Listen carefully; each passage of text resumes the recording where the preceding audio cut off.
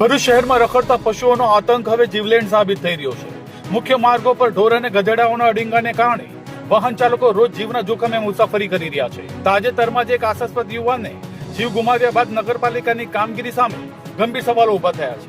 આખરે એક મોત પછી જ તંત્ર જાગ્યું। ભરૂચ શહેરના મુખ્ય માર્ગો પર આજે ટ્રાફિક કરતા વધુ રખડતા પશુઓના અડીંગાથી ઓળખાઈ રહ્યા છે। રોડની વચ્ચે બેઠેલા ઢોર અને ગધેડાઓના કારણે રોજ અકસ્માતની ભીતિ વચ્ચે હજારો વાહન ચાલકો પસાર થઈ રહ્યા છે। ગત 6 જુલાઈના રોજ રખડતા ગધેડા સાથે થયેલા અકસ્માતમાં એક આશાસ્પદ યુવાનનું મોત થતા સમગ્ર શહેરમાં શોક અને રોષની લાગણી ફેલાઈ હતી। આ દુર્ઘટના બાદ સ્થાનિકોએ નગરપાલિકાની બેદરકારી સામે ઉગ્ર સવાલો ઉઠાવ્યા હતા।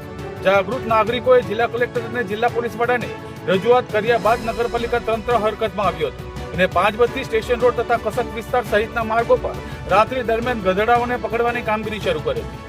પરંતુ સૌથી મોટો પ્રશ્ન એ છે કે શું નિર્દોષ લોકોના જીવ ગયા પછી જ તંત્ર જાગે છે? જો સમયસર કાર્યવાહી થઈ હોત તો કદાચ આ દુર્ઘટના ટાળી શકાય તેમ હતી। સ્થાનિકોનું કહેવું છે કે કાર્યવાહી છતાં આજે પણ શહેરના અન્ય મુખ્ય માર્ગો પર રખડતા પશુઓ ખુલ્લેઆમ ફરી રહ્યા છે, જેના કારણે અકસ્માતનો ખતરો યથાવત છે। શહેરવાસીઓ હવે માત્ર તાત્કાલિક ઝુંબેશ નહીં પરંતુ રખડતા પશુઓની સમસ્યાનો કાયમી ઉકેલ લાવવાની માંગ કરી રહ્યા છે, જેથી ભવિષ્યમાં કોઈ નિર્દોષ વ્યક્તિને પોતાનો જીવ ગુમાવવો ન પડે।